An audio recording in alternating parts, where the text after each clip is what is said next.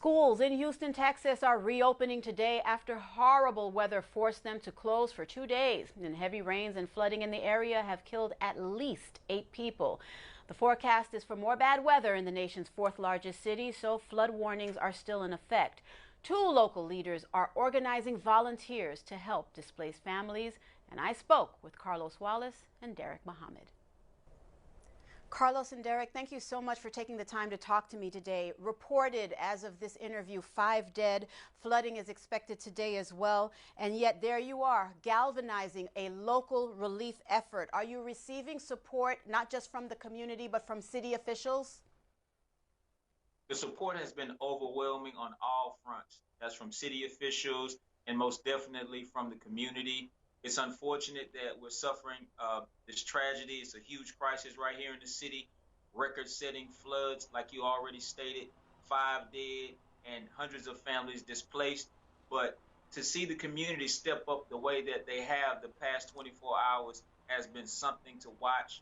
And we just want to send our prayers out for all of the victims and encourage everybody to keep giving, and let's turn this block into a stepping stone. Carlos, what are we not seeing? What is the media not showing? Your boots on the ground, you've walked around your city. I understand there are certain parts of the city that are hardest hit.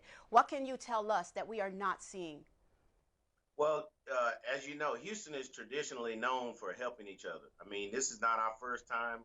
We deal with floods a lot, and people like myself and Deric and the people that support us, it's not like we welcome these type of challenges, but we're always willing to step up and be ready. We don't necessarily wait on the media for what they can or will not show.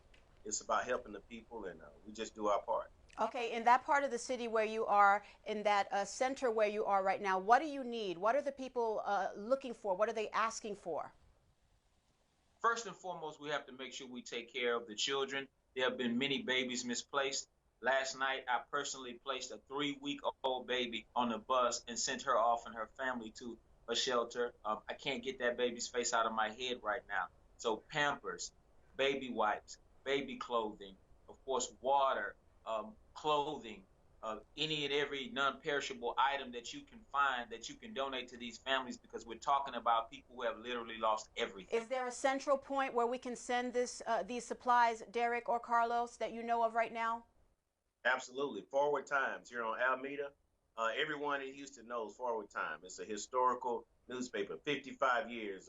Deric was just sharing a lot of the history with me this morning that I didn't know. Okay. But Forward Times on Alameda. Is the city prepared for the next round of flooding? Really quickly, 20 seconds. Is the city prepared? We'll see. We'll see. Okay. We'll see. Contact information about Houston's Forward Times newspaper may be found at its website, forwardtimes.com.